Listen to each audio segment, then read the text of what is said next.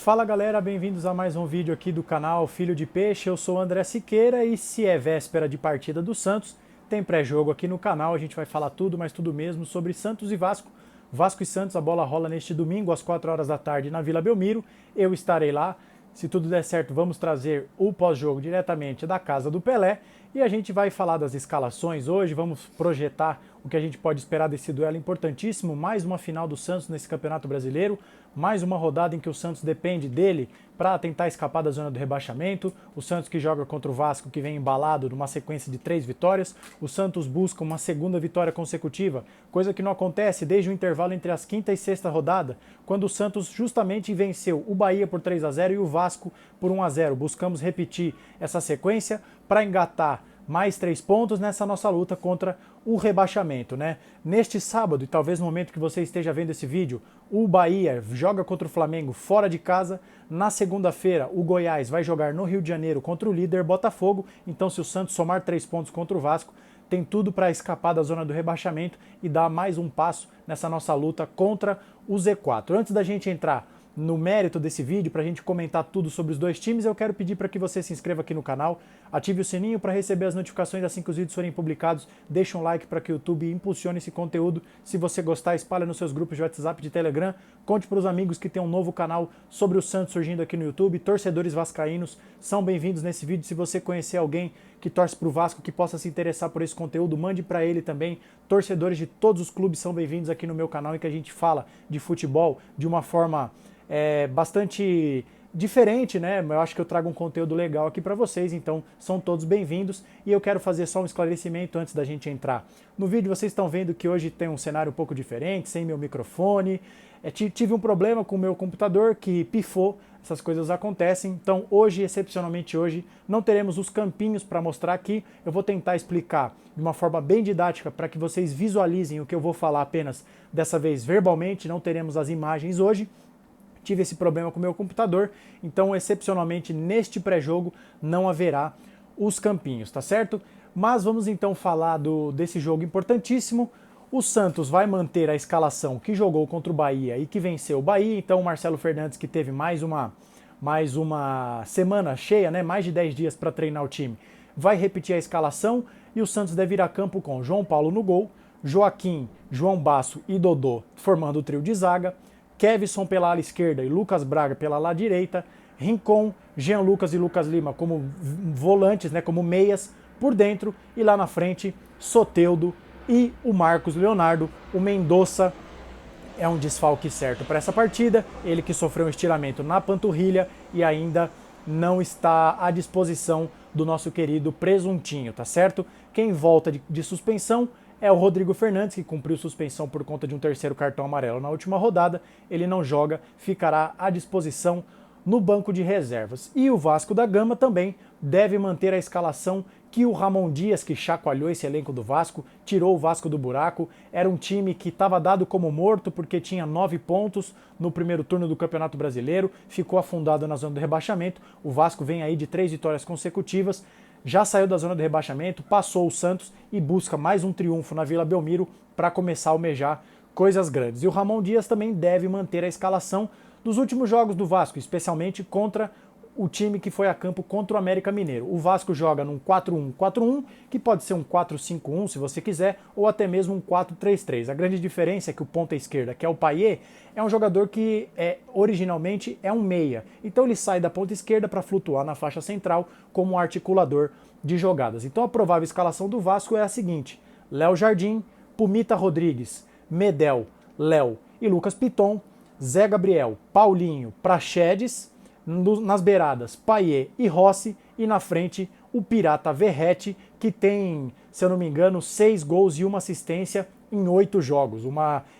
assustadora média de participação em gols do atacante argentino, que já caiu nas graças da torcida vascaína, que tem contribuído diretamente para esses pontos fundamentais que o Vasco conquistou nessa luta deles contra o rebaixamento. E aí, para a gente passar para o plano tático, para a gente destrinchar o que a gente pode esperar, como eu falei para vocês no vídeo anterior em que nós analisamos a possibilidade do Luxemburgo vir para Vila Belmiro, eu assisti os últimos 3 jogos do Vasco da Gama, porque é um time que vem em evolução e eu já queria estudar o adversário para trazer esse vídeo para vocês. Infelizmente não vai dar para mostrar nos campinhos, mas eu consegui observar várias dinâmicas táticas desse time do Vasco da Gama e a gente vai começar a falar disso, para depois vamos falar dos pontos fortes do Vasco, coisas que o Santos precisa se preocupar, e vamos falar de pontos fracos do Vasco, coisas que o Santos pode se aproveitar para machucar o Vasco e vencer diante do seu torcedor. A Vila Belmiro estará lotado, todos os ingressos vendidos mais uma vez. Qual que é a grande dinâmica desse time do Vasco?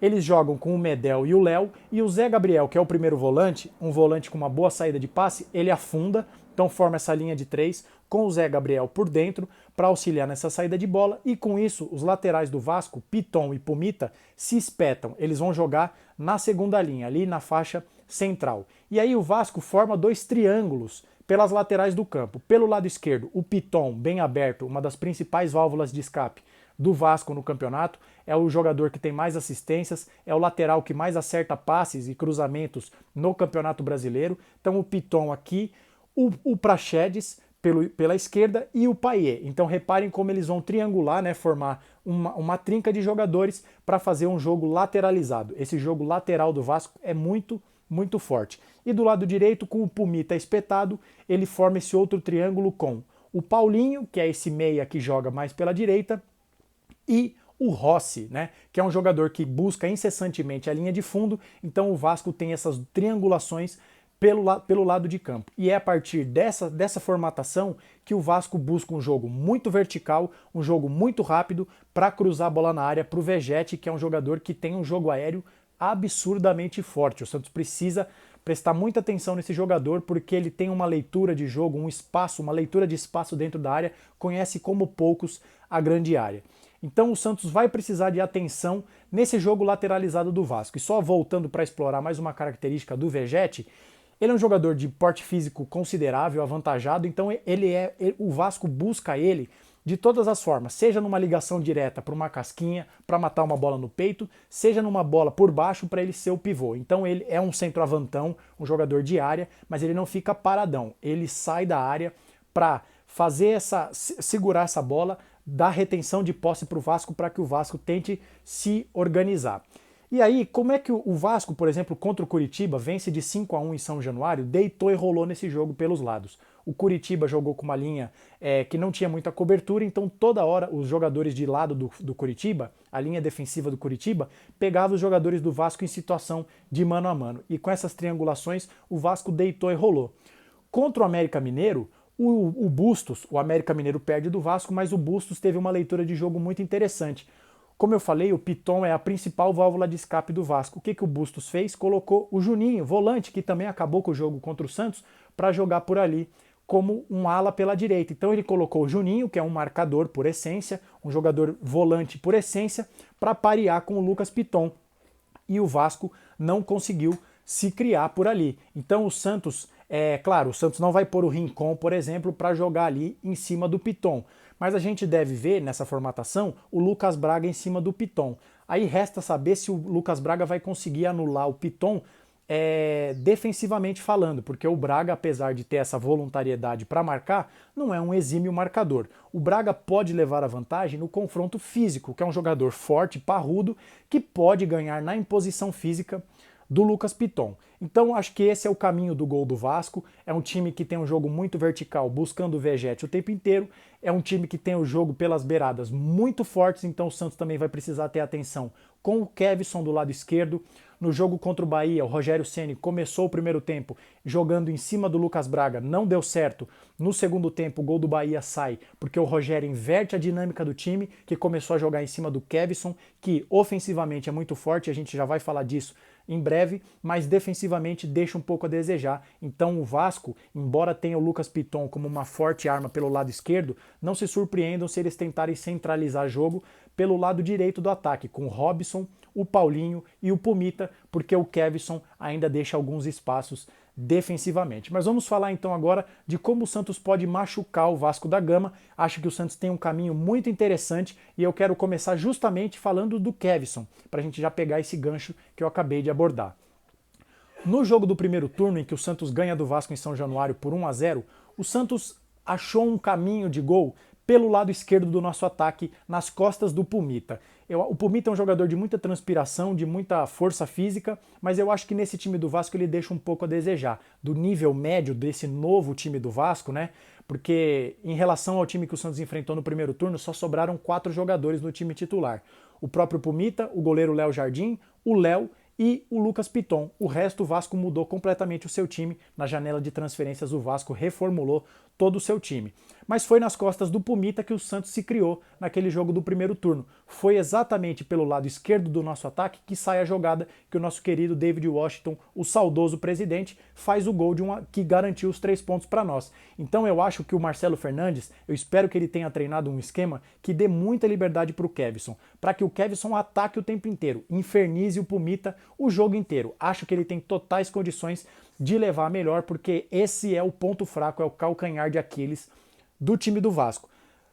Em contrapartida também, vamos falar agora do lado do Lucas Braga. Se o Lucas Piton é muito forte ofensivamente, justamente por essa presença no campo ofensivo, ele pode deixar espaço nas costas. Então também o Lucas Braga pode aproveitar o jogo nas costas do Piton, porque o Piton ataca o tempo inteiro. Mas tem um outro ponto que eu acho que é fundamental também, que o Santos pode se aproveitar para criar jogadas de perigo, para potencializar um dos seus melhores jogadores do time, que é o Soteldo.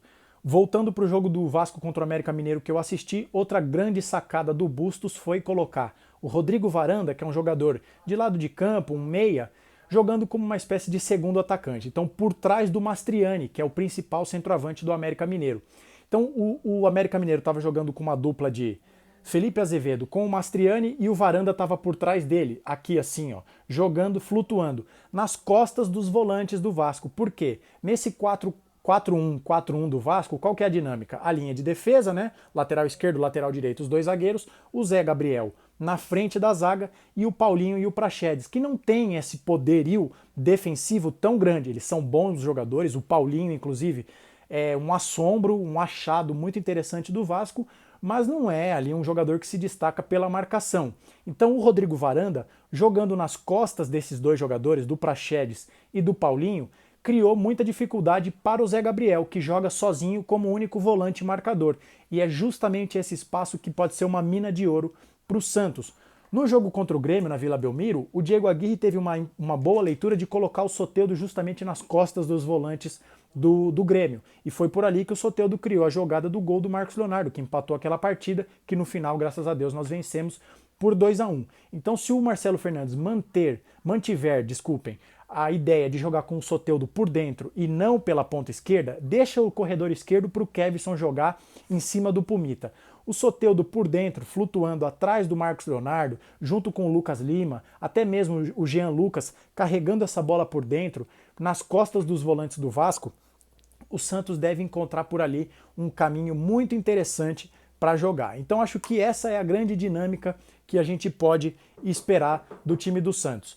O Kevson o tempo inteiro pelo lado esquerdo nas costas do Pumita e sobretudo o Soteldo, um dos nossos principais jogadores, nas costas dos volantes do Vasco, porque o Zé Gabriel fica sobrecarregado nessa função defensiva. Outra coisa que pode ser interessante para o Santos é um facão do Marcos Leonardo nas costas do Medel. O Medel é um líder que deu outro ânimo para esse time do Vasco, é um jogador de liderança, é um jogador que tem um senso de posicionamento aguçado, mas até pela idade, 35, 36 anos, já não é aquele jogador de tanta explosão. O Marcos Leonardo não é o maior velocista do mundo, mas ele tem esse facão, essa diagonal nas costas do zagueiro também, bastante apurada. Pode ser um movimento interessante do Marcos Leonardo.